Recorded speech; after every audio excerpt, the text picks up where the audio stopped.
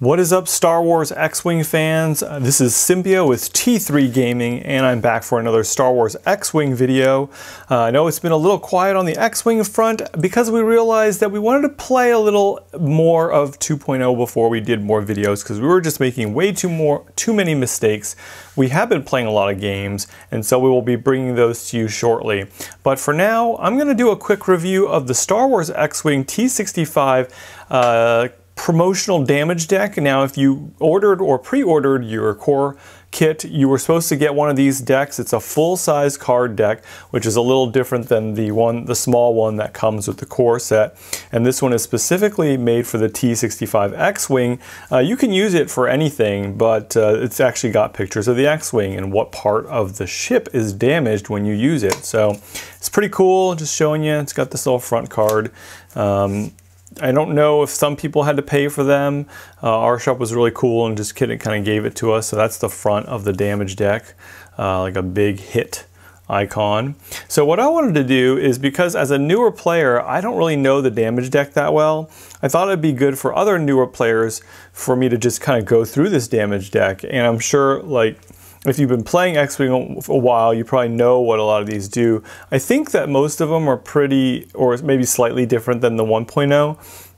But we're not going to worry about that. I'm just going to kind of go through these and show you like how many of each one there is. And if you have a damage deck at home, you can do this yourself so that you're not surprised when you're remembering, well, yeah, Panicked Pilot gives you 2 stress tokens, that kind of thing. So we'll go through this real quick. The first card here is a Panicked Pilot. So, you know, when you get hit with this, obviously your pilot's freaking out, so you get 2 stress tokens, so it makes it so it's harder for you to get actions. And then you immediately repair this card. I find this card it definitely slows you down, but it's definitely not as bad as some of the other ones. So, and I love the thematicness of X-Wing, how they've got all these pilot critical hit like responses. What happens to this pilot when they get hit? So there are 2 panicked pilots. And now we'll go into the next one, which is a blinded pilot. So while you perform an attack, you can modify your dice only by spending a force charge for their default effect. So if you don't have the force in your pilot at all, like a Luke or Kanan or Darth Vader, this is not going to apply. You just won't be able to modify your dice at all. And so very thematic again. If you've got some force capabilities, even though you're blinded, you could still, you know, kind of be able to focus on your task at hand. Action is to repair this card. And so anytime there's an action here, as one of your normal actions, you can repair this card. So, or you repair the card by flipping it over. And there are 2 blinded pilots. Next, we go into a wounded pilot. Also, this tells you that a pilot is kind of taking the critical hit here. I mean, you're still taking the damage, but this is the effect on the pilot. After you perform an action, roll 1 attack die. So this is after you've taken the damage, next time you perform an action, you got to roll 1 attack die. On a hit or a crit hit result, gain 1 stress token. So you're not taking damage, you're just taking stress. So just to make sure you understand that, you take the damage immediately, and then you're kind of getting a stress. So actually what's interesting about this card is you can repair it, and the Panicked Pilot actually gives you 2 stress tokens. So in some ways the Panicked Pilot is kind of worse. You know, yeah, so that's kind of strange that, you know, you're wounded and you only take a stress on a crit or a hit, while a Panicked Pilot, you gain 2 stress tokens. So I guess the only difference is that this is a face-up card, and you don't, you know, the Panicked Pilot immediately gets repaired. So you get 2 of these wounded pilots.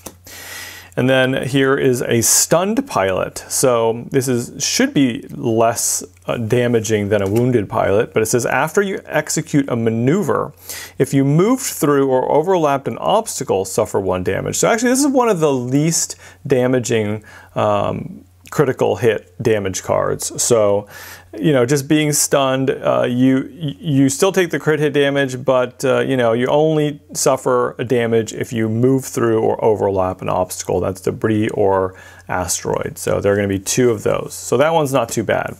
All right, so now we're going into the ship effects, and the ship damage cards are of course usually a lot worse. So this one is Console Fire. It says before you engage, roll 1 attack die. On a hit result, suffer 1 damage. So this is very thematic. It's like, you know, their console's on fire and you kind of have to put it out, and you know, you're kind of rolling to see if you're going to take damage from that fire. And then you have to have an action to repair the card to put that fire out. So very thematic. That one is, you know, not terrible. It's definitely one of the ones that can cause you an additional damage, but again, you got to hit that roll. So there are 2 console fires. So far, I was only doing 2 of every card. Next, we get to a damaged engine. So this is obviously going to affect maybe how you move. Increase the difficulty of your turn maneuvers.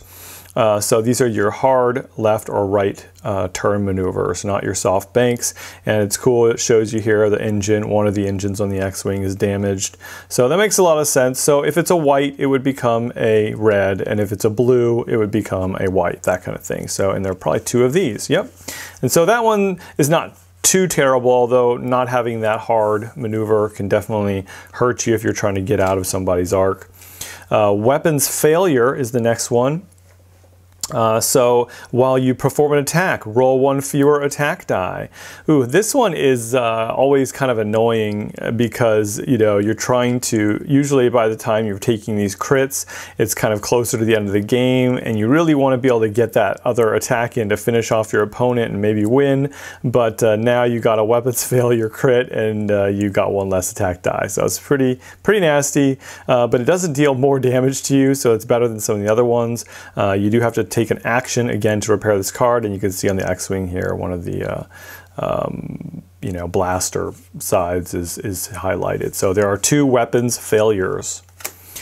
All right, next we're going to get a hull breach. So this is when things start to get really tricky. You know, your ship is in serious trouble here. You got hit pretty hard. Before you would suffer 1 or more damage, and that's just a hit damage. So if once you have this, if you take another damage from a regular damage card, you're going to suffer that much as crit damage instead. So instead of just taking it face down, you would now have to take it face up, which is of course even worse, right? So this is one of the worst cards to get for sure.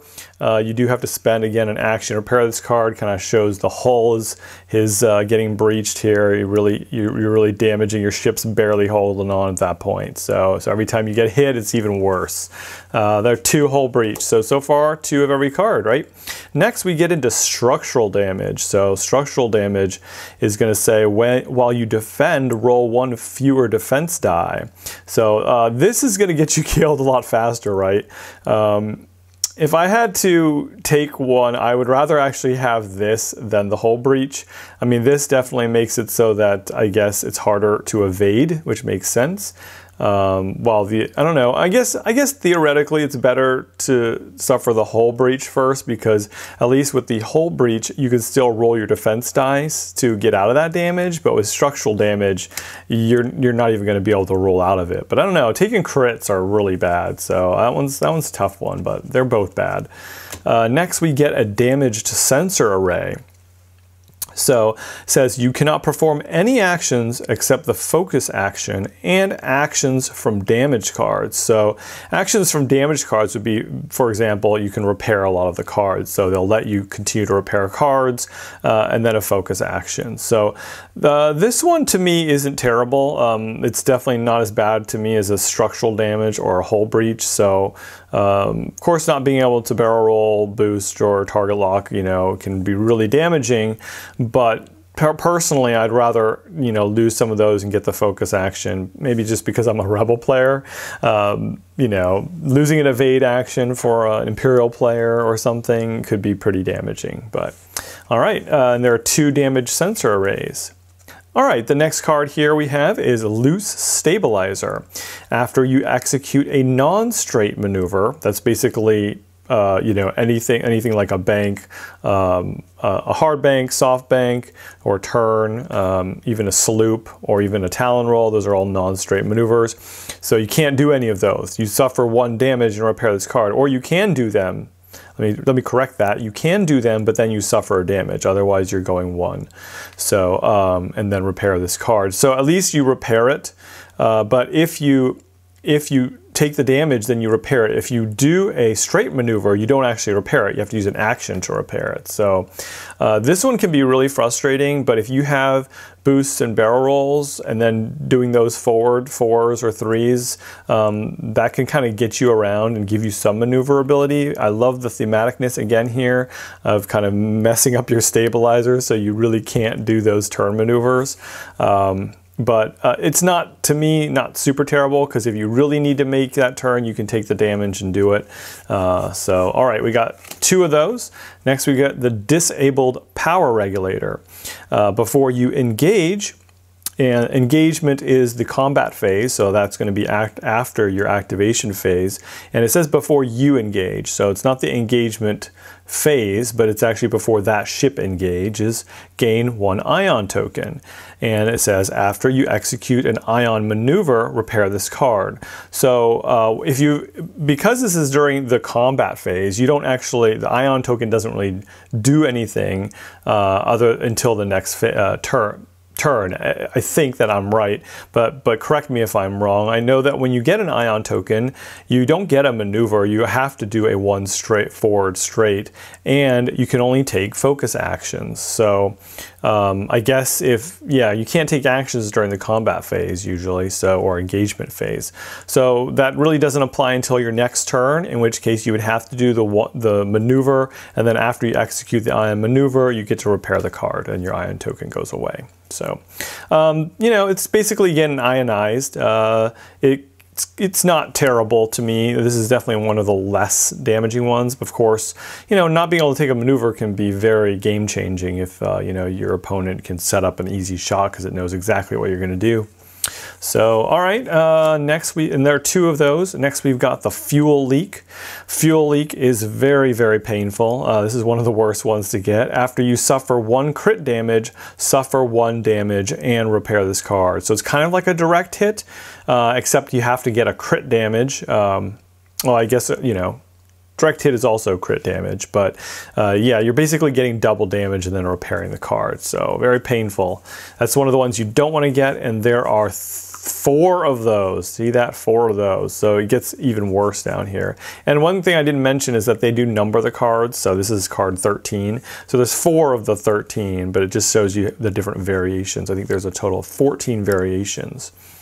All right, and lastly, we have the most hated card of the deck here. We have the direct hit, and says suffer 1 damage, then repair this card. So, you're basically double damaging here. It's one of the ones that we do not want to get, but luckily we only have 5 of them now, as opposed to, I think there were 7 in 1.0. So it's at least a little less likely that we get it. But there you have it. There are the cards. So 33 cards in the damage deck. I hope you guys enjoyed that. I am excited to see if they come out with more of these, like for a TIE fighter. I don't know if every ship's going to get one, but I think that would be kind of cool. I actually find that the full-size cards are a little big. They're cool, but I actually prefer the small ones. So anyway, let me know what you guys think. I hope this helped some people. It definitely helped me also just get a little more familiar with these damage cards so that every time they happen, I don't have to remember exactly what they do. All right, hope you guys are enjoying some X-Wing. I know I'm having a great time with it. It's very addictive. I love the game, and I will hopefully be posting more X-Wing videos. Let me know if you like X-Wing, and if you want to see more videos, post in the comments below. Let me know, and we'll do more. All right, we'll see you next time on T3 Gaming.